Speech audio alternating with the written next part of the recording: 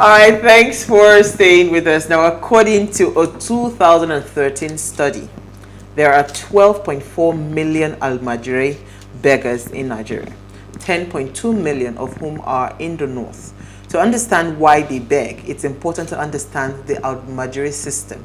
Many people in Hausa land give sadaqah to Almajiri on daily basis, seeking divine reward and protection. So Almajiri are children, usually from very poor rural backgrounds, who leave their hometowns to study Islamic learning with the Malamis, that we call them the teachers of the Quran. But this is no longer the case in today's society, because that was the basis for begging and all of those Almajiris that you see them on the road. But street begging does not apply to Almajiris, as we often see able-bodied men and women on the street on a daily basis begging. Now, the government has tried numerous ways to eliminate or reduce the rate of street begging in Nigeria, to no avail. So we're asking, how do we curb begging, especially this professional begging that we have found ourselves in right now in Nigeria? Now, please let us hear what you have to say. Remember, you can join the conversation. Send us an SMS or WhatsApp to 081-803-84663. So this is one topic that is very close to my heart, because every single day you drive on the road, especially in Lagos, on Lagos roads rather, you would find people coming to knock on your door. And you know, when I realized that this begging was no longer a thing of, oh, I'm really hungry, feed me. It's a profession, it's a job. Yes, you know why I realized that? So I had a salon car. You know what we call gongoro? You know? So I had that, and I have an SUV that I drive.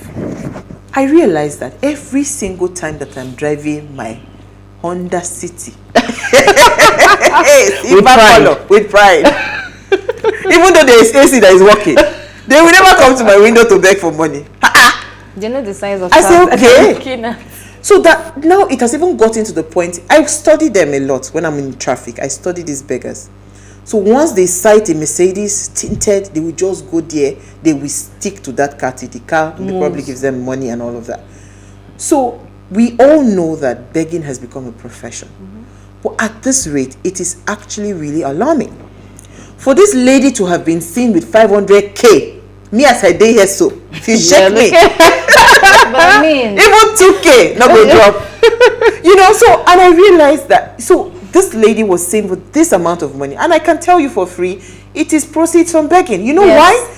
The story that I heard is that now they bring them in numbers. It's just like you now. You have like 50 beggars that you deploy on a daily basis, and they must deliver, because if they don't deliver, you beat them. You make, so that's why they also double up the hustle. It is a cartel, and somebody is watching from the corners to be sure that they are collecting money, and as they are collecting, they are also keeping. So begging has become a profession, right? And I believe we are the ones encouraging them, because we keep giving. So how can we curb it? Let me come to your letter. Honestly speaking, in fact, I was a little bit empathetic when I saw the image, because in my head I'm like, why are you arresting her? It's just obvious that if she's been begging every day, and if you notice the way the money is being arranged, it looks like, okay, I've been gathering and I cannot go to the bank to put my money, so I put it under my hijab or whatever, and I still come every day. So that's the amount of money she has accumulated. I was just feeling sorry for her, in the sense that if only she was banked, all she needed to do is every day you can deposit your money. But don't forget, say this is my bank account. Go ahead. but I mean, aside from that, like, I'm thinking about it from the professional angle, like, oh, these are the things they do on a steady. It's annoying me, and the reason why I feel upset is because the government know that they can actually help these people in other ways. However, they're ignoring it, and we, the commuters that have to be on the road every day to experience these guys, whether we like it or not, we have to. And there's some Nigerians that we know that are empathetic. Like, I mean, you just want to give them, because if your traffic light has not moved, you're there, they're knocking on your door, you know, knocking on your windows. Sometimes they spray water. You know, I mean, at some point, I'm sure some people just okay, no, just take. The person that would have given her that $100, that was like a go lucky day, because I mean, but if something needs to be done, because the more it's been allowed, the numbers would increase. Because I remember back in the day, they used to be light-skinned. Now they're all black. So we're wondering, like, where, like, the whole thing is like... all those people, those Niger people. So I mean, it's going to get worse, and the number of them are going to be more than the number of cars that they are actually going to meet.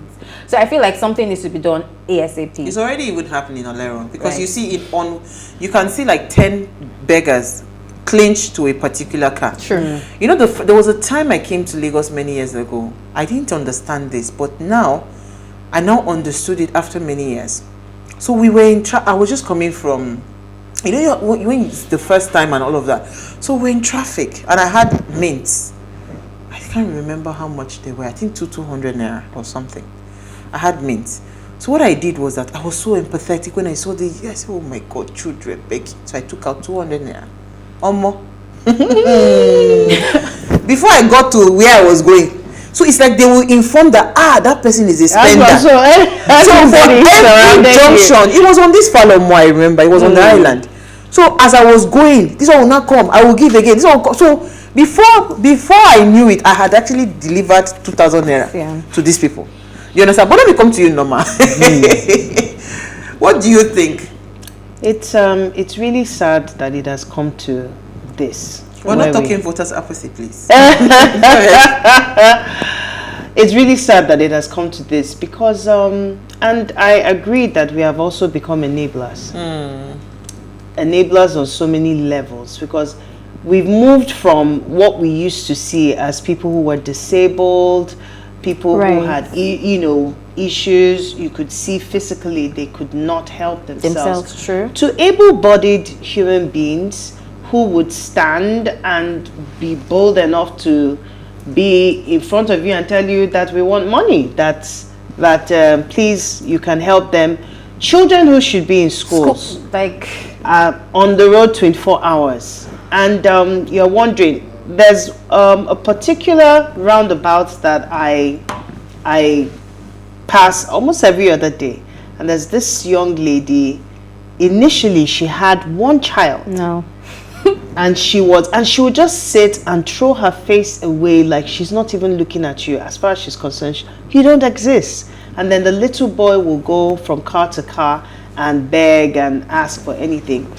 Only for a few weeks back, I noticed that she was pregnant. I said, wow. And then the next thing, I see her, she's carrying a baby. Oh my goodness. And she has that baby, and the other one is growing. Before you know it, in a short time, that one too would be of age to join the family business. It has not just become a profession. It has also become a family dynasty where we now raise. So you see some people, you see them with 2 or 3 children, grooming them to become professional beggars. I've also had cases where you're coming out of church, and then somebody comes to meet you and say, oh, that I don't have enough transport money and I'm going somewhere very far. And the next Sunday, you see the same person moving from car to car. It has just become, so 2 things I wanted to talk about it. One is that we have become enablers and we have raised a lot of lazy people. Thank you. Not that every single person out there really needs that help. Some do genuinely need the help. But when you also offer to help them by saying, okay, come and resume work or something, they won't show up. You see that they don't show up. It's convenient for them to just sit down there and get hand-downs that they can work with every day. That's one. So we have these people who are becoming entitled because they ought to be pitied.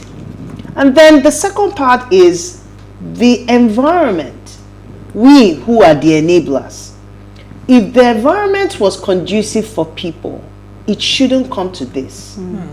Where people who are able-bodied, because I've seen, there's some people that I see on the streets as well, they're disabled, but they're selling stuff. Yep.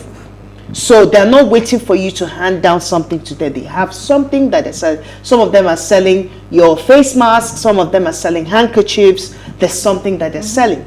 So the environment, the government, what kind of environment are we raising for people to be able to be self-sufficient, to be self-sustaining, and to be independent enough to have dignity of mind and heart to labor for their everyday keep? So it's interesting that you are raising government, because normally before I will hold my mouth, I will not want to bring government inside the matter. But what you said is very poignant, in the sense that when we have people that are idle, and you just see for every time they just hail politicians and they dole out money, this, you know, election period, you will see plenty of that, where people will just be going and be hailing. They hail from one politician to another. As they are hailing, they are giving them money. So that's what we have groomed. We've groomed people not to understand dignity in labor. We've groomed people not to understand value for money. I mean, we see beggars abroad. I've seen beggars abroad as well. There are beggars there as well. Oh, there are beggars all over the world. Guess what? The mindset of a beggar abroad is that, you know what? I saw a video where the guy says, the truth is, I am doing painting for, what's it called? For, I know how to paint, you know, but I don't have money, I don't have food, I don't this. I can paint, you know, you just give me a token that comes to you and all of that. And he did the painting so well to the point that the guys at the cars took him to a supply store to get him more supplies for his paints and all of that. And you see those kinds of things repeatedly happening outside the country, where they say, you know what, I am a beggar, I am homeless, I'm this, I'm that, but I know how to sing.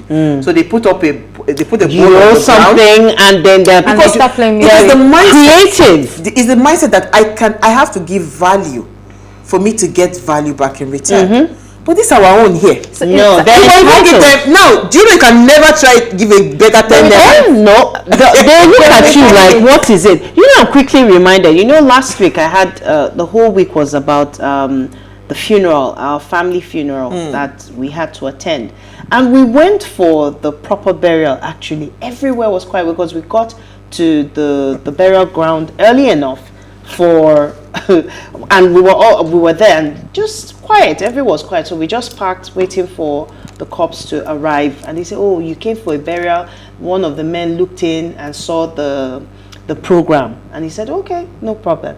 And we went in and we had our funeral, and right after we were coming out, I was shocked to see the crowd that was waiting at the car park.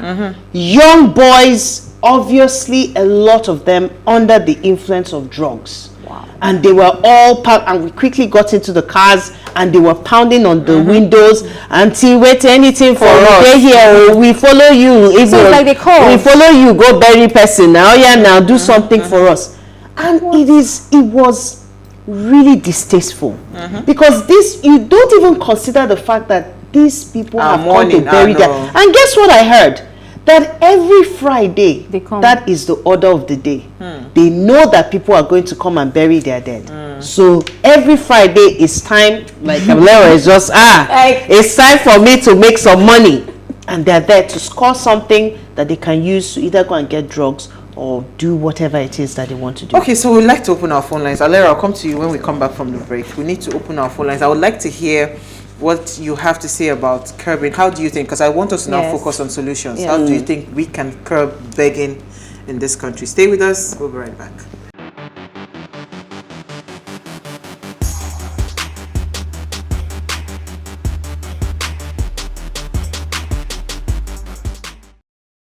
Alright, so if you just tune in, our ladies night out. And we are asking, our focus is curbing professional begging in Nigeria. How can we do this? Please, let us hear what you have to say. Remember, you can join the conversation. Send us an SMS or WhatsApp to 081-803-84663. You can also tweet at us at WayShowAfrica1 with the hashtag WayShow. Our phone line is now open. The number to call is 07025007749.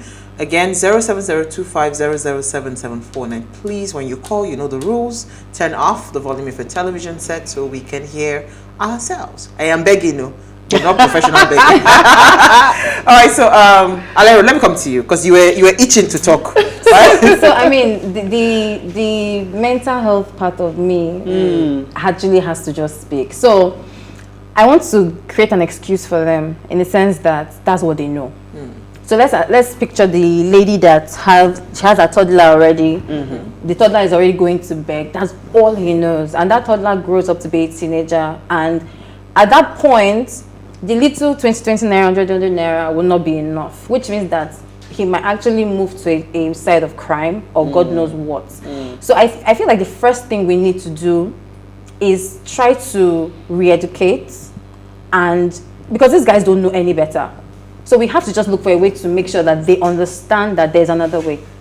You're doing fine. Let's create, like you said, government has to try. If the government is not even going to try, NGOs should actually try to see how they can educate these people. Because a couple of them, even if you gather like 1,000 of them, out of that 1,000, 100 might be, anticipating and aspiring that, oh, I would love to, drive this kind of car someday. I would love to be the one giving the money out. So I feel like we should try our best to educate them and to just make them understand that there is another way.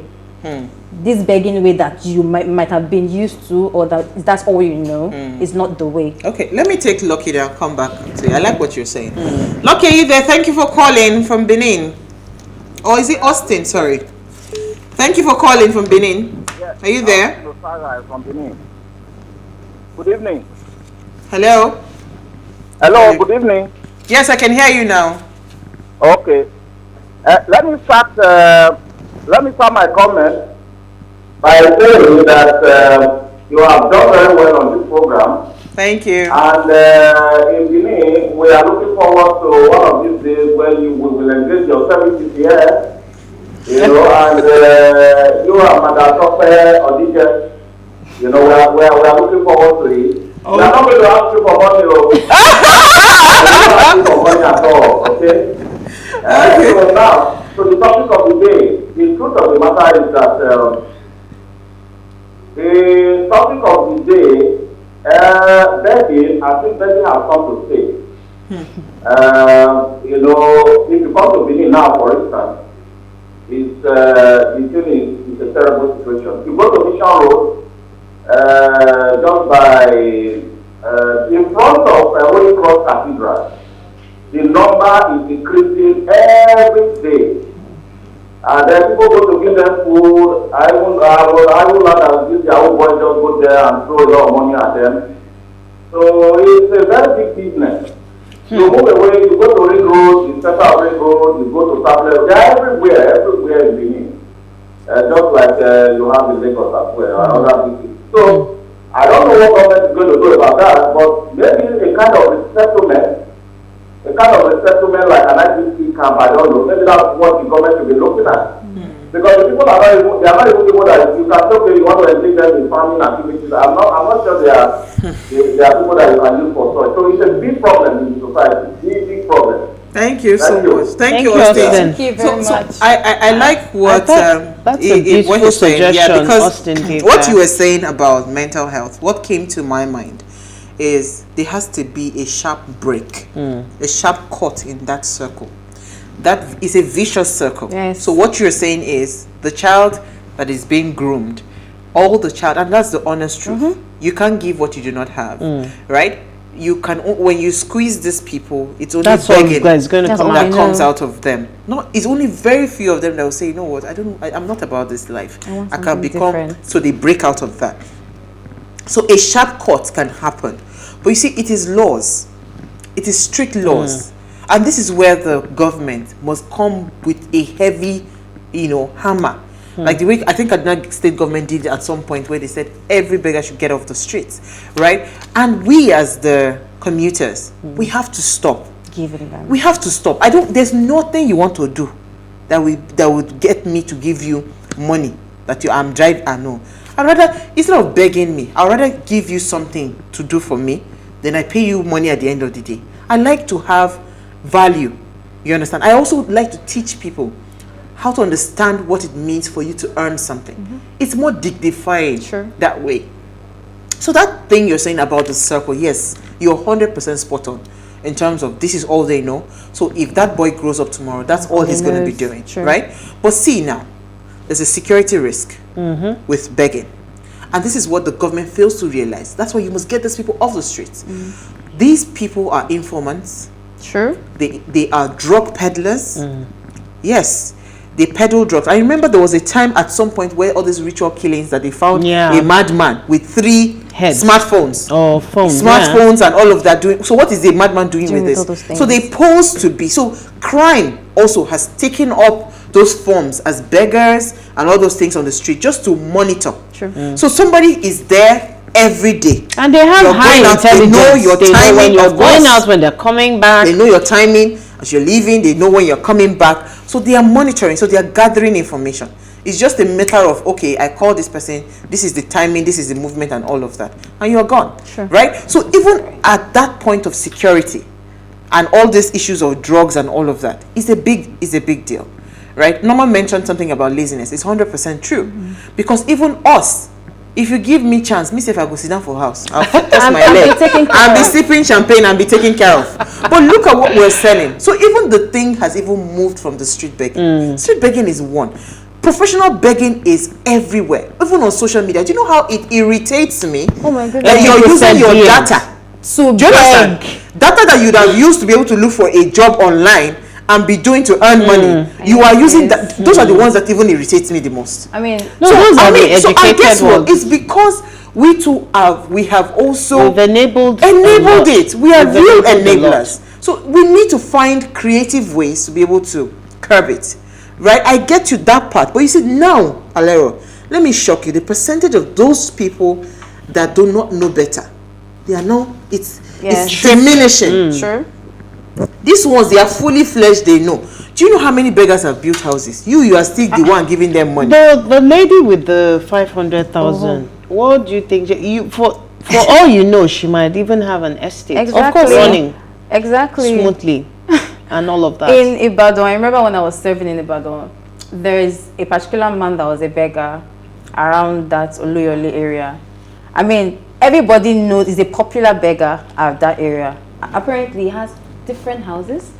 He's a landlord, and everyone knows. His tenants, yes, everybody knows that he has built. But he's a beggar, and he built his houses through that. And he didn't stop. Nope. So tell me how tomorrow you tell the person, let me give you a decent. For what? No. Do you know how much the money comes easy? The money comes easy. People, a lot of them prey on people's empathy, emotions. And their emotions when they see and them. Some of them have learned the art of contortion, so they contour their faces. They look they are becoming strategic with the begging. It's not even a joke.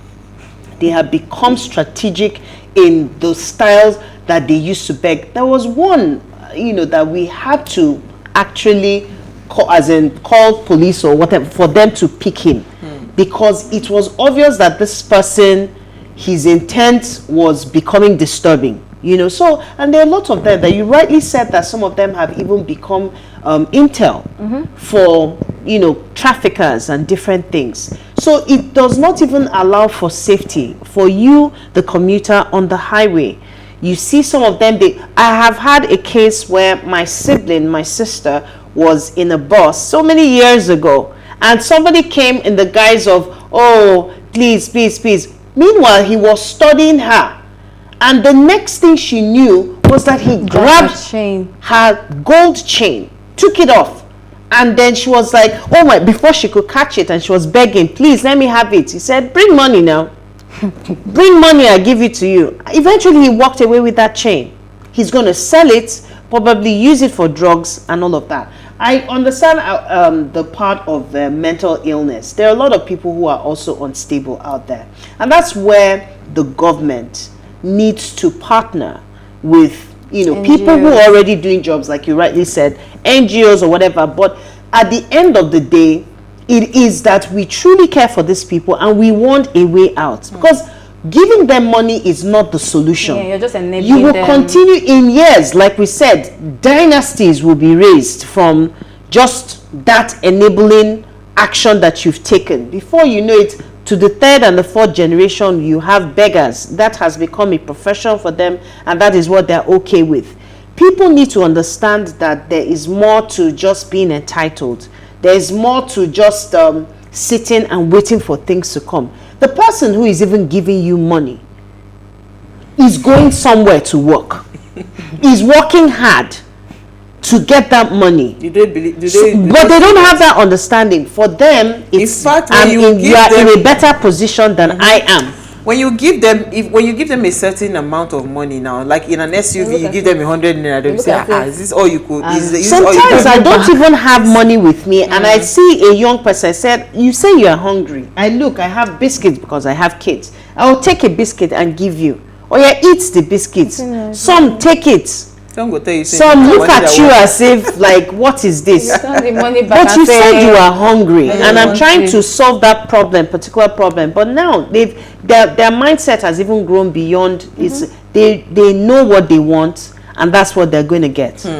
Let's take a comment. I think you have a comment. Okay. Okay. So I have this comment from Benson. Benson says, "Greetings, ladies. The saying that teaching how to fish is superior to giving them fish comes into mind. Once the government makes schooling for every child up to secondary school mandatory, it will greatly eliminate every child on the streets, including hawkers. This is a major way to begin to address this." Thank you, Benson. That's so true. So you see, this teaching Education how to fish, is very key, right? This teaching how to fish is what we have. Our system in Nigeria does not encourage. Should start. So what we have done over the years, the entitlement. So you finish school, you have a rich uncle. You feel entitled to his money. Has to give you. Do you understand? So this thing, if you really want to look at it at all levels, right? We do it at different levels. Professional begging, right? It's just that we do not. It's not that some of us do not just go on the streets to do it on social media. We do it to our family members because some family members feel very entitled to your money. True. You know, so you are a graduate. My uncle, he's working. He's a big man now. He's working in an oil company or he's working in a bank. He's a director. It should not be a problem for him. What is am I not young? You know, at some point they tell you, how much is 200,000? Said that you cannot be giving me monthly. That's how they feel. You understand? Because that entitlement. This teaching how to fish, that culture is dead in Nigeria because everybody now wants to just hand me the fish. Yes. I mean, we were doing recruitment. Last week we talked about unemployment. We were doing recruitment and all of that. You have been given the job. I remember. Right? You have been given the job. Why can you not just, say, this job that I've been doing, let me do it, I've been given. Let me do it diligently and see how I can make something out of it for myself. But no, right? Everybody just wants to be handed things to. So how do we stop it? We have to now go back, right? Begin to attach some level of force. Yeah, because I mean the mandatory schooling, it will help because imagine that on the road, maybe officials are passing through the road and they say, you arrest the mother. Arrest the child, yes, no, and put you in custody for some days. When you feel it, nobody will tell you. The next morning, you'll be the one to carry your child to school by themselves and say, okay, you know what? Because I feel like from the ages of 2 to 18, give them free education, and it has to be mandatory. Because I mean, the government needs to remember that they say the youths are the future of tomorrow, but if you don't educate them, how do they become the future of tomorrow? It's not even going to happen. Which means that there will be this divide of the rich versus the poor, and then a couple of people that are even doing well do not even have rich family. There are people that basically struggle through their own life. They saw that, oh, I don't want to experience this. I want something different and better for myself. So if the government makes compulsory education, that's and compulsory quality education. Exactly. Because even now, you know what is even more worrisome? The average Nigerian that is even sensible enough to say, you know what, I want to work, I want to earn money. Most of us are migrating. We're leaving the country. Sure. It is this referral. It's still back. Do you understand? Excuse my French. It's scary. It is these people that are not interested in working. They are not interested, and that's why when things like the looting that happened after the NSAS thing, happened, you could see that we were all sitting on a keg of gunpowder because if anything should happen tomorrow, these people will come out in their true colors. I have been in traffic at Jakande where something happened. I think the government was trying to clear off the the market at that Jakonde, the area boys and all of that. So there was now like a tussle, an altercation between the street boys and the government official. The next thing that happened that day, I had to detour from the main road. I entered into, thank God I saw it early, I detoured. Guess what? Those beggars that were at that junction, they were the ones that picked up stones and smashed people's windows, started looting things from people's cars just to take advantage of the altercation that was happening. You know, they took advantage of that, and the cars that were stuck at the traffic light at that junction, most of those cars were vandalized and the people, they were robbed. I mean, we can't. Do you understand? So even when we're talking, say, oh, these things, at some point, if you're not giving me the money, because it's not just enough for us to say we should stop giving them the money. If I'm not giving you the money, what is replacing that? What is replacing that? So until the government bring out strict rules on ground to say, if I catch anybody on the streets, like, you understand? You can't just bring out policies and not put in measures that help the people. Yes. Because that's what we've seen over time. For example, when they banned Okadas or whatever, and that was it. You banned them. What did you replace them with? There were no replacements. The same thing with these people, and that's why they chase them away. After some time, they come back. Yes. Because there's nothing. I mean, we've seen some of these task force. They come, rustle them into trucks, move them away, and after a few days or a few weeks, they are right back. So we really need to see beyond just the first aid treatment that has gone on over the years, and see how these people, like Alera rightly said, education is very, very key. Teaching people how to value themselves more and then earn their keep, because it's not just enough to give. At the end of the day, when I don't have, what do we do? That means you can even kill me because I no longer have to give you. You understand? And the safety of people are also in the mix. Sometimes when you are at the traffic light at night and they come out in their numbers and they surround you and you're alone in the car, anything can happen. Help us. Let me take more comments and let her check your phone as well. So begging, they said, please be aware of this, that begging is illegal in Nigeria, but only in the southern states. The minimum age of criminal responsibility varies and is either 7 or 12 depending on assessment of the child's maturity. This is from the sections 30 subsection 1 of the Nigerian Criminal Code Act. Okay. But is that enforced? Okay, my dear, it's not enforced. Alera, your comment. So my comment is, good evening, ladies. Begging is now not just for the downtrodden. You see able-bodied men and women begging for money, constituting nuisance to citizens. This person is upset. Constituting nuisance to citizens. A lot of Nigerians are lazy now, using the excuse that country is difficult to invade in other people's privacy. I try to ignore most, but easily disturbed by young children and older women begging. I think we should be educated on self-worth. Thanks, BC. This is really, really helpful. The one that is so painful. To be educated on self-worth. Because, I mean, imagine I'm asking you for money now. I'm like, give me 10,000 naira. And I'm like, okay, I don't have 10,000, I have 5K. That 5K that I'm telling you that I have, the next thing, the person is upset that I'm giving you 5K. Which literally is, I'm working, because if you calculate some people's salary, if you divide it by the number of days you go to work, which means that you're counting you woke up in the morning to face Lagos traffic, to count that money and give to somebody.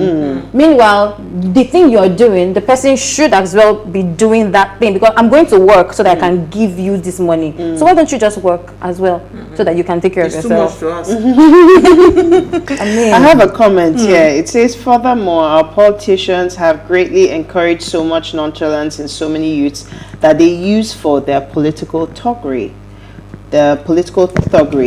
Almost all live on handouts. They are begging. I remember back in Uyo when SS to SS to SS to SS to SS was raining. That's another form of, when you are talking about different ways that it shows. I said, I just remember that. So we've really enabled this kind of situation, and that is also now affecting the quality of the human beings that we churn out. Nigerians that we churn out. We have people who go to other countries to go and beg as well. That's what they're doing. So I think in wrapping up this conversation, a lot is really hinged on government's readiness. Because creating that enabling environment is very key. The way I look at poverty as a tool for keeping the people politically illiterate, so that you can continue to push for different people that you want in government, is the same way begging has become, a tool. Because if you keep them there, all you need to do during the elections is say, take this money, go and vote for the person that I want to vote, right? So I'm thinking we have to, this thing has to be something that we have to keep talking about and bringing it to the fore until the government is ready to do the needful, because they have to get those people on the roads, off the roads. It says, on the roads today, there are two major menaces: beggars and extortion by road union. Is this the best we can get from our dear country? I don't think so. I think we can do better as a country. Well, we're hoping that people would, they would actually look at it, because today, when I saw that picture, 500,000 naira, $100, this is big business. So you cannot tell me otherwise, to say that, no, don't worry, I am ready to take the insult. Let them insult me all they want. Let them do all the things that I want. Is that money that is in their hand I'm targeting, and I'm gathering the money. So you can now see this is just one beggar. Now imagine their kingpins, because they have kingpins. It's a cartel now. How we were able to bust this drug deal, that we were able to find the policeman and the kingpins of the people's enabling it. They are enablers for begging. So imagine if we start to say, deliberately we fish targets. When they are done for the day, trace them to where they are going to sleep. Absolutely. But thank you, ladies. I think we've had a fantastic conversation. I will not beg you people. But before we go, let me just beg you once. Follow us on Instagram at PlusTvAfrica. You can interact with us further, drop a comment, and more importantly, follow all the conversations and leave a comment. And please, I'm begging you, share with your families and friends, and let them also watch and follow the conversation, right? Great conversations happen here. So keep the conversation going. See this quote that you missed. Very important. It says, never stand begging for for that which you have the power to earn. It was BC that said that we must teach them how to start learning. I think it was BC that was saying that teach how to self-worth. So if you understand the power of self-worth, you would understand this quote. All right, we'll see you guys tomorrow at 8 p.m. as we bring another great conversation to your screen. Enjoy.